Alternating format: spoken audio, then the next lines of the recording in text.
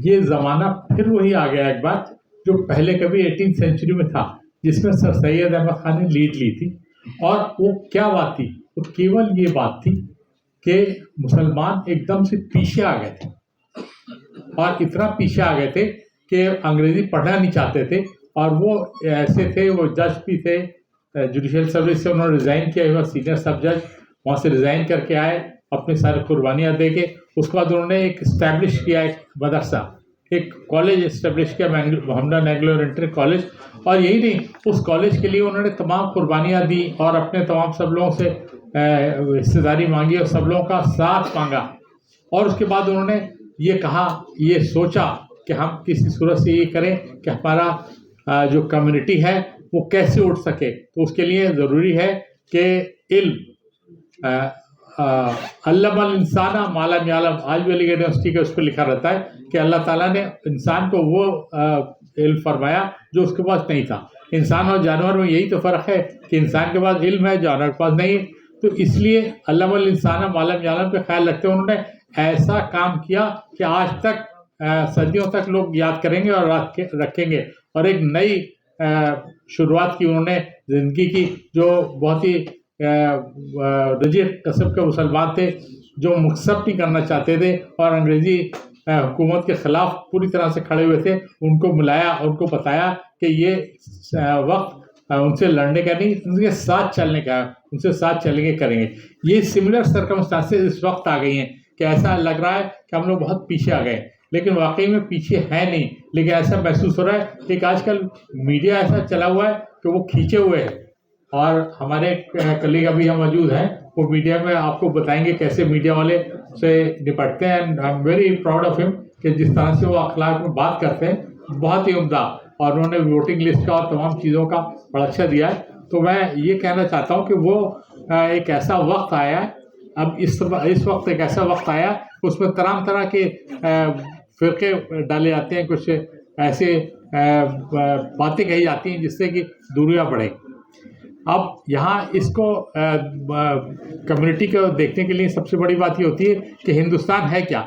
1,40,00,000 140 करोड़ लोगों का एक मुल्क है, जिसमें सब तबके हैं।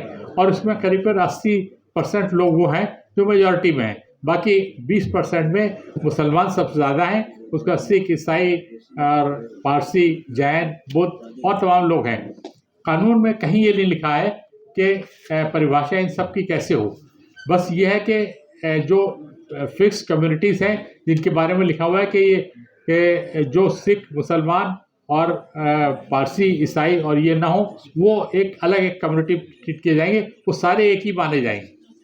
दैट मीन्स वो हिंदू के डेफिनेशन तो कहीं नहीं दिए, लेकिन वो रेस्ट्रिक्टरीज है, वो सारे रेस्ट्रिक्टरी जो स्पेसिफिक नहीं है वो सारे अदर कम्युनिटीज़ के हैं, दैट इज़ हिंदू। तो वो ये समझ के कि हम ज़्यादा है, ऐसा एक तबका आ रहा है कि वो क्रिएट कर रहा है, एक एटमॉस्फेयर क्रिएट कर रहा है जिससे कि डर गालिब हो रहा था हम लोग। हालांकि ऐसी कोई बात नहीं, डरने की बात नहीं और कोई ऐसी बात नहीं। हम लोग अपने में बहुत ही कामयाब हैं, आगे बढ़ने में हैं। और सबसे बड़ी बात ये कि ये भी कहा जाता है God help those who help themselves, और हमें इस बारे में अपनी खुद वो करना चाहिए। सबसे बड़ी बात ये कि आदमी को उठने के लिए सबसे अच्छी चीज़ ये है कि तालीम, इल्म जब तक नहीं होगा आदमी नहीं उठ पाएगा। और इल्म और तालीम के लिए ज़रूरी है कि किस तरह से उठे। हालांकि कम्युनिटीज़ में आजकल सबसे ज़्यादा जो वो नाइत्तेफाकी आ रही है, वो आ रही है मदरसों के लिए। बात भी सही, मदरसों का जो मशरूम ग्रोथ है ये इस तरह से नहीं होना चाहिए। मशरूम ग्रोथ तो होना चाहिए, लेकिन वो ऐसा होना चाहिए कि इंग्लिश एजुकेशन, मैथमेटिक्स, साइंस को मिला के ऐसा बनाना चाहिए, स्कूल टाइप का बनाना चाहिए, जिससे कि कुछ कम्युनिटी को फ़ायदा हो और आगे बढ़ सके और बढ़े।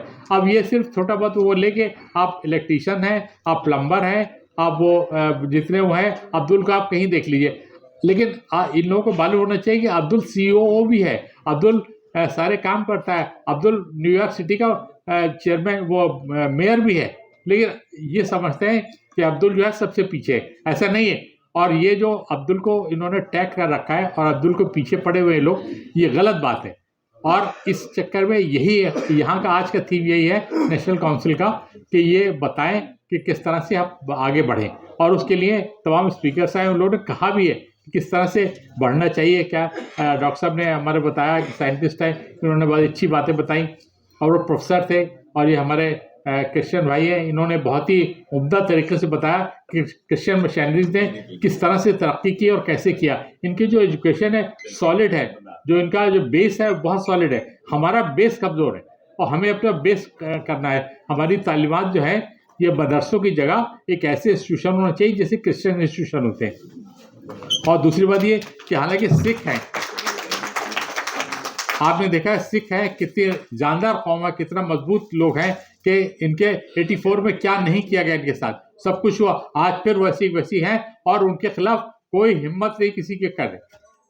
उसमें क्या फ़र्क पड़ता है? उसमें यह है कि उनमें एक जायता है, एकजुटता है, वो लोग एक साथ करते हैं। तो एक जैसे मुट्ठी बंद करते हैं तो वो हालत है। सिखों का मुस्तकबिल है, सिख कहते हैं कि हम हैं, और इतना सब होने के बावजूद भी सिखों के खिलाफ कोई भी कम्युनिटी अब उंगली नहीं उठा सकती। और इसके लिए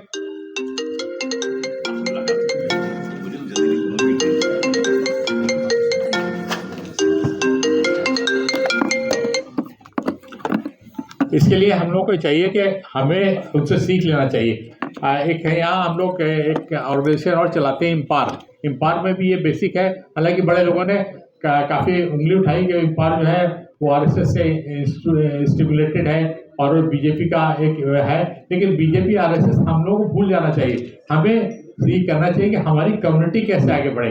हमारा मकसद तो ये है कि हम अपनी कम्युनिटी सिस्टम से दलदल से निकालें और ऊपर उठाएं, और इस तरह से रखें कि हम बराबरी से मार्च कर सकें। और हमारे यहाँ जो बैकवर्डनेस है, आप भी देखिए कि क्रिश्चियन सोसाइटी से हमें ये सीखना चाहिए कि वहाँ कोई कॉस्टिन कम्युनलिज्म नहीं है, लेकिन हमारे यहाँ जो मुसलमानों में वो मेजॉरिटी कम्युनिटी का ऐसा वो आया है कि यहाँ आज भी कोई कहता है शेख है, कोई सैयद है, कोई मुगल है, कोई दुनिया भर का कहता है, कोई कसाई कहता है, कोई कुछ कहता है। ये क्या है? सब एक तरीका है, लेकिन ईसाइयों में ऐसा कभी नहीं देखेंगे आप।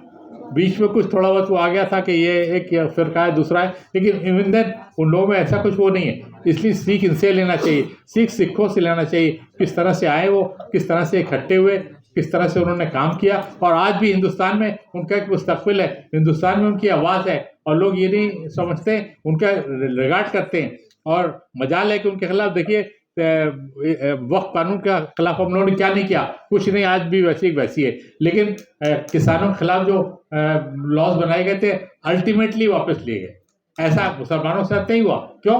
क्योंकि मुसलमानों में एकजुटता नहीं है, मुसलमान एक साथ नहीं है। आज भी यह है कि मुसलमान कुछ इधर घूम रहे हैं, कुछ इधर घूम रहे हैं, और कुछ लोग इतने ज़्यादा लालच में लगे हुए हैं कि वो आगे पीछे घूम रहे हैं और ये समझते नहीं कि कर क्या रहे हैं, और अपनों को छोड़ के और एक लगे हुए हैं, और कुछ क्या चंद सिक्कों के पीछे भाग रहे हैं। जैसे ऐसा होता है कि किसी जब कभी फिरका परस्ती वाले होते हैं, लोग बांटते हैं, तो उसमें लंगर में बैठे हुए हैं ये लोग, बजाय इसके कि ये करें। हमारा तो इतना ज़बरदस्त किस्म का वो है कि ज़कात और ज़कात का ऐसा प्रोविज़न है कि कुछ लोग ऐसे हैं जो ज़कात देते, कुछ लोग ज़कात लेते, इससे कम्युनिटी डेवलपमेंट है। लेकिन कम्युनिटी डेवलपमेंट आज तक हमने देखा धीरे धीरे कम होता जा रहा है, और एकजुटता कम होती जा रही है। एक दूसरे की जो कंधे से कंधा मिलाने वाली आदत थी वो सब खत्म होती जा रही है। इन सब चीज़ों को देखते हुए हमें सबसे बड़ी काम यह है कि नंबर 1 इल्म के लिए आप लोगों को कोशिश करना चाहिए,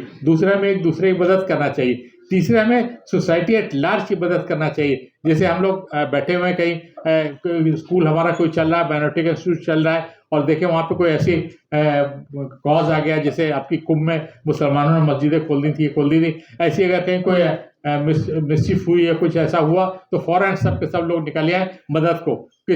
कोई बेसहारा है उसकी फ़ौरन मदद करें, सड़क पे जा रहा है तो उसकी मदद करें, पानी गर्मियों में पानी पिलाने का वो करें। जैसे सवीलो वगैरह लगाने का बहुत पुराना सिस्टम चल रहा था मुसलमानों, लेकिन सब भूल गए मुसलमान, और बजाय उसके फिरका परस्ती में लगे हुए, और आज भी लगे हुए। ये नहीं देखते कि मुसलमान जो वाकई मुसलमान है कहाँ से कहाँ पहुँच गए। अगर आप उसका कभी सवाने उम्री पढ़े उन लोगों की जिन लोगों ने ये कोशिश की है, तब आपको अंदाज़ा होगा। और यही नहीं, जो आप अगर उसका देखें, CEO मुरादाबाद का रहने वाला है, एप्पल का CEO है, 50 करोड़ रुपए उसकी सैलरी है एनुअल। और ममदानी जो कि 1% वोटिंग के साथ आया था न्यूयॉर्क में, आज उसने सबको पीछे छोड़ दिया केवल इसलिए सच्चाई उसके साथ और स्टेबिलिटी है उसके साथ और उसकी लगन है, वो आज आगे बढ़ता चला जा रहा है। और यहाँ पे यह है कि हम लोग अगर कोई हमसे नफरत करता भी है, ये बात सही है, लिंचिंग हो रही, तमाम बातें हो रही है, लेकिन हमें इसके बाद भी अगर कोई ऐसा मौका आता है और उनकी मदद की जा सकती है, उन्हीं लोगों की जो हमें मार भी रहे हैं तो भी हमें उनकी मदद करना चाहिए। कम से कम उनको सबक तो मिले, उनको शर्म महसूस हो कि हाँ साहब हमने इनके साथ ये किया और बदले में इन्होंने ऐसा बर्ताव किया। एक तो बराबर से बदला लेने की कोई टेंडेंसी नहीं होना चाहिए और एक जज्बा होना चाहिए जो मुसलमान का जज्बा है कि दूसरों की मदद करे, जिससे कि क्रिश्चियंस में होता है और उसमें सिखों में होता है। आप देखिए किसी सिख ने कोई वो नहीं रखा बदला, 84 में उनके साथ क्या हुआ था, लेकिन आज भी वो अपने अडिग हैं और अपने काम करते हैं, बड़े खूबसूरती से काम कर रहे हैं और सब कर रहे हैं। मैं इन सब के साथ आप लोग से गुजारिश करूंगा कि आप लोग इस बात पर ख्याल रखें और एकजुटता दिखाएं और आगे बढ़ें और अपने बच्चों को सबको यही तालीम दें। जय हिंद।